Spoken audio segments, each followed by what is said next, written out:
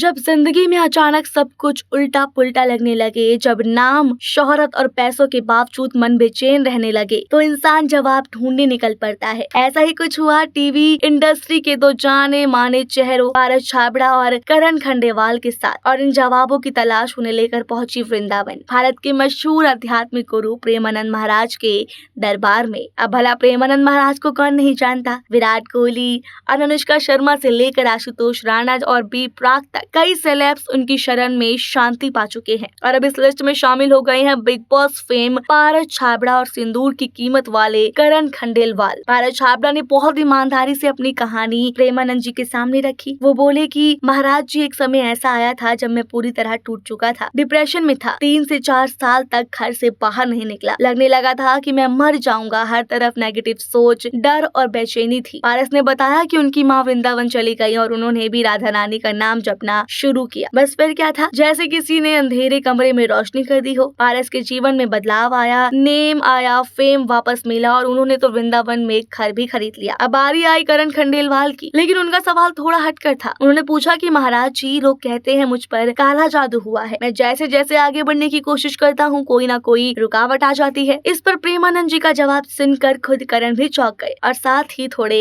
हल्के भी हो गए। महाराज मुस्कुराए और बोले, बेटा, अगर तुम पर वाकई काला जादू हुआ होता तो तुम यहाँ तक पहुँच ही नहीं पाते। काला जादू जैसी कोई चीज नहीं होती, ये सब झूठे डर हैं, और डर फैलाकर लोग तुम्हें ठगना चाहते हैं। तुम बस खाली बैठे और खाली दिमाग तो शैतान का घर होता है। इतना ही नहीं, उन्होंने करण को सख्त लहजे में चेतावनी भी दी, ना कोई भूत है, ना कोई श्राप, ना कोई काला जादू, ये सब बस कहानियां हैं। अगर इनके झांसे में आ गए तो लोग तुम्हें अंदर तक खोखला कर देंगे। इसके बाद महाराज ने करण को एकदम सिंपल उपाय बताया, रोज सुबह व्यायाम करो, खुद को व्यस्त रखो, राधा रानी का नाम लो बस, और देखना मन भी शांत होगा और जीवन की राह भी आसान हो जाएगी। इस मुलाकात ने दोनों एक्टर्स को नई ऊर्जा और एक नई दिशा दी। पारस जहाँ पहले ही अध्यात्म की राह पकड़ चुके थे, वहीं करण अब उस रास्ते पर कदम रखने वाले हैं। और हाँ, अगर अगली बार कोई आपसे कहे कि तुम पर काला जादू हुआ है, तो याद रखिए, काला नहीं, बस आपका दिमाग ही खाली है। अध्यात्म से जुड़े रहने के लिए बने रहिए हमारे साथ।